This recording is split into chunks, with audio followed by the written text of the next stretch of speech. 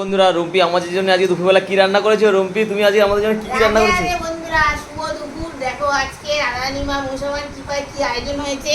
খুব সাধারণ ঘর, সাধারণ মানুষের খাবার। কিসের ডাল? দেখো এটা মা আজকে সব মা রান্না করেছে। লাউ দিয়ে, কচি লাউ দিয়ে, হিং ফোড়ন দিয়ে, রাঁধুনি ফোড়ন দিয়ে, শুকনো লঙ্কা ফোড়ন দিয়ে মুগ ডাল রান্না হয়েছে। ঘিও দেওয়া আছে। আচ্ছা, আর এটা কি? আর এইটা হচ্ছে স্পেশাল আমাদের সবার প্রিয় থোর ভাজা। ও আচ্ছা, আরে এটা হিং ফোড়ন দিয়ে করা। আরে কুচি কুচি এটা কি? আর এটা হচ্ছে লাউয়ের চোকা, এটাও ফেলাও নি? আলু দিয়ে ভাজা।